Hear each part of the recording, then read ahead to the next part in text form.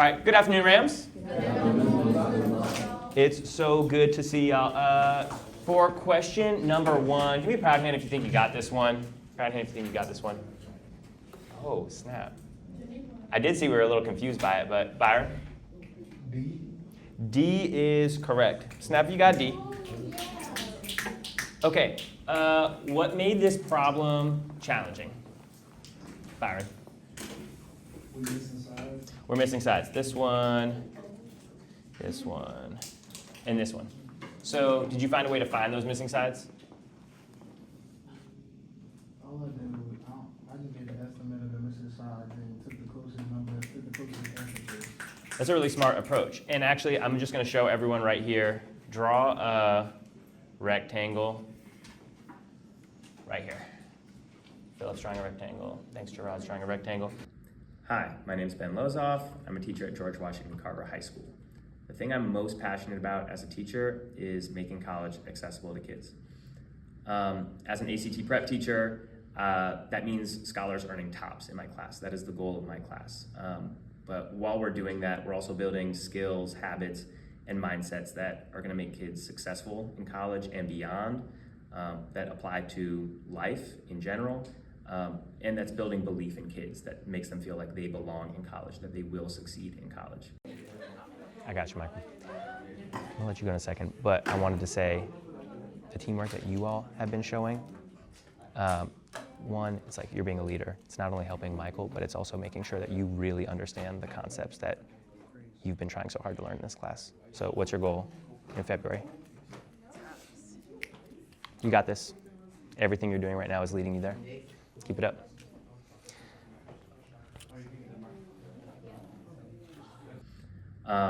A story I tell my class every year is the story of Patricia, who came into my class with a 13 on the ACT and took the test 5 different times and ended with a 20. So she earned tops and she went to ULL for very little gap cost.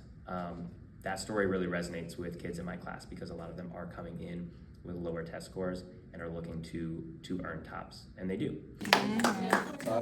Nice. All right, even if you're not quite done, bring it back in 3, in 2, in 1. I'm gonna cold call here. Why is D the right answer? Give us your best rationale.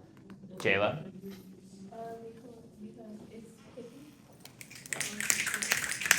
That rationale was also pithy. Good. Why would B, for example, be wrong? I'll take a hand on this one. Why would B be wrong? Why is B wrong? Gerard?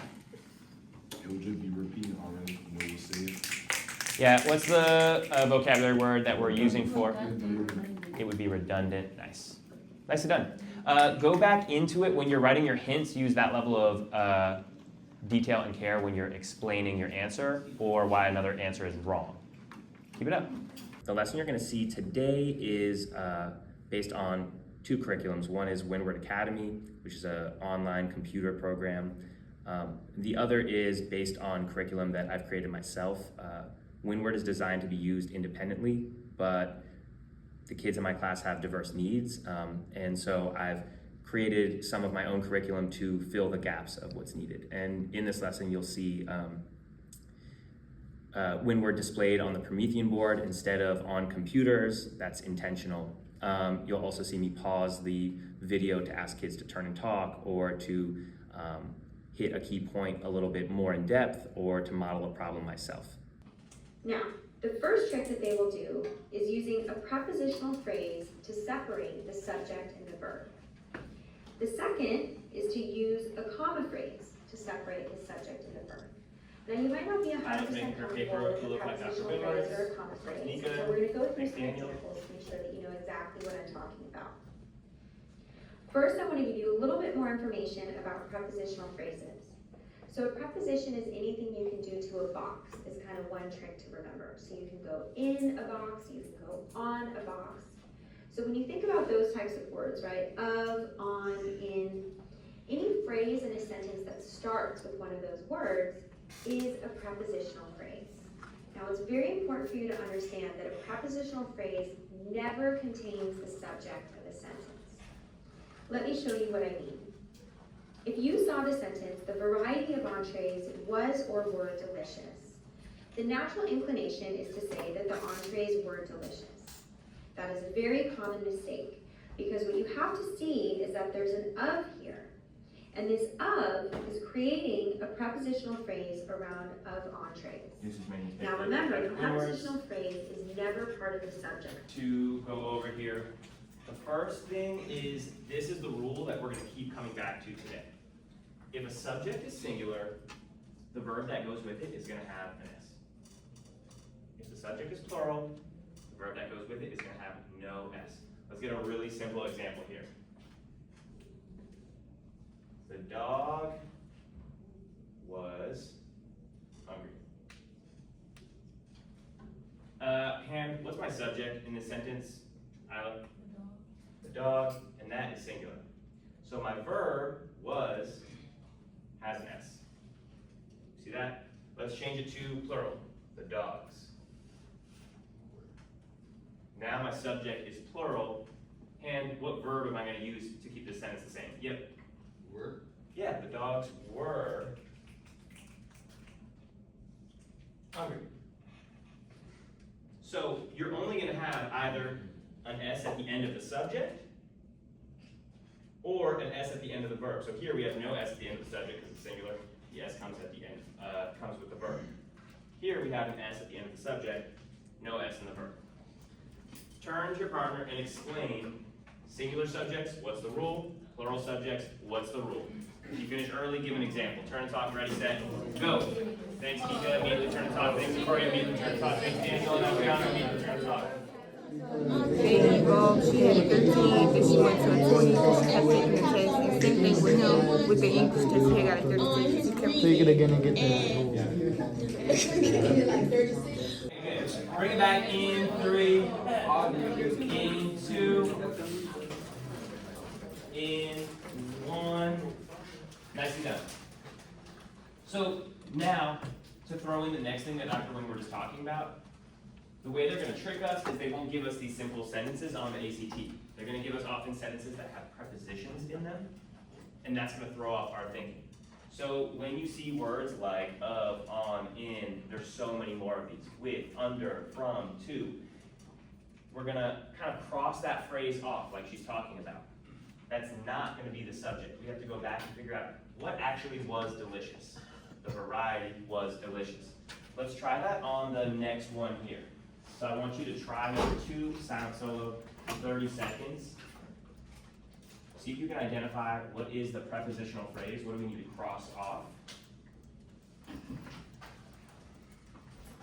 The kids in this class are range from 10th grade all the way to 12th grade. So we've got kids in here who have already taken the ACT several times. We have kids in here who have already hit tops and have actually asked to be back in the class so that they can increase their score.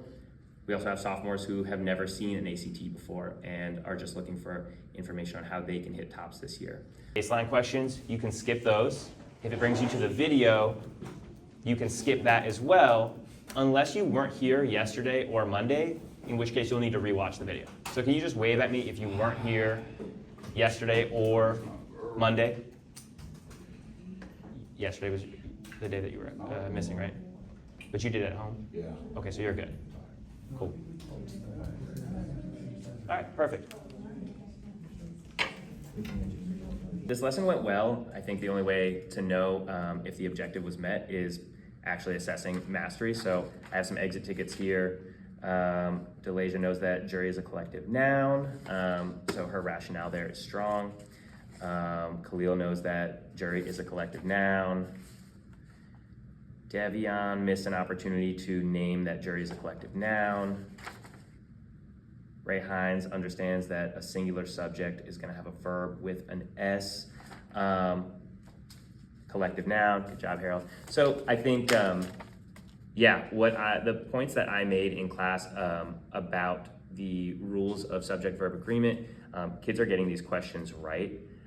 One thing that I want to do even more of tomorrow is this idea of teamwork. Kids working together to give these sort of explanations and rationales while they're actually actively solving questions in class. So if you're able to solve a question and explain it to your partner, why is it right, you're much more likely to be able to pull that information out and recall it on the ACT when there's a million other things going through your brain. So there were some kids who were doing that today and doing it really well. Tomorrow I get to affirm them, but also I get to really punch for the class. Like when I say partner work, it's not just optional partner work. Like the purpose of this is to build your score up, and you're gonna get to tops even faster because you're working together. Political parties and the strong looking men. But you sure it's C though. Look. Hold on. This one is B. Why? Why? Because you were focused on the sentence. You was focused on the format of the sentence instead of being focused on the propaganda. Oh, and it was in Russia. They're trying to change people's minds to join the Soviet Union to, whatchamacallit? What's that word? When you want to advance something, what's that word? Make people believe more in like their, what it was, communism? Yeah. They wanted to make people believe more in communism. So which answer are you choosing? B. Nicely done. And it's job, literally a Aaron. propaganda poster. Really nice teamwork. This is a perfect example of what we're looking for in this class and what's related to tops. Okay. Real quick. Thanks, Dalen, for your eyes. Thanks, Jaire, for your eyes. Just pause where you're at. I've overheard a ton of teamwork in here, so give yourself some snaps. But one conversation in particular heard between Byron and Anaya really stood out. The amount of times that they went back and forth defending what each of them thought their answer was, and then kind of clarifying each time why they said that, until they finally arrived at and agreed upon an answer. It's so clear walking away from that turn and talk that they both have a stronger understanding of not only that question, but the concept that we're talking about right now. So with that in mind, we're about to turn and talk on number 3. Go to number 3, even if you're past that. Go to number 3 right now. In the next 3. Might have to click back a little bit, 2. And 1, because you're gonna explain your responses on your exit ticket as well. So let's practice this right now. On number 3, the answer is D. Snap, you got that. Nice. Now I want you to defend to your partner why the answer is D. Partner, you can also talk about why is it not A, B, or C. Why would those be wrong? Get ready, get set, be the first to talk. Go. Thanks, James, immediately talking. Thanks, Ronald and Gerard. Good. Hey, Angelica and Michael. Angelica, you and Michael talk about this one. Why is D the right answer? If I could go back and reteach this lesson, I would explicitly teach kids what to look for when they're actually looking at an ACT question. So a lot of the questions that they saw in class were sort of choosing just between 2 answer choices. They didn't look exactly like an ACT question. Some of these exit ticket questions do look just like ACT questions. My sophomores really aren't familiar with the way ACT questions are formatted. So I can see here some of the misconceptions of just not knowing how to even process, okay, this underlined portion is being replaced by one of these answer choices. So a good reminder for me when kids are brand new to this, I need to really explicitly teach, how do we break down an ACT question? What does it mean to select B as opposed to C, and how does that affect the entire sentence? There's Sienna, 70%, nice. Ronald, 71, nice. Nice.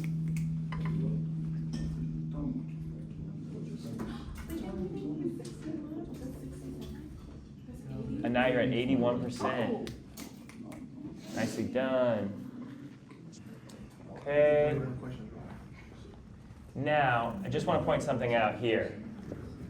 Now we're in the 99, 100%. So just check this out real quick. 100%, right? Has tops, is extremely close to getting tops, has tops, very close to tops, has tops, 1 point away from tops, has tops. So there's a strong correlation between writing hints consistently and earning tops. So when I'm emphasizing that, that's why. That's even what the people who make Windward Academy say is the #1 thing that leads to growth using their platform is watching the Teach Me video and writing hints. So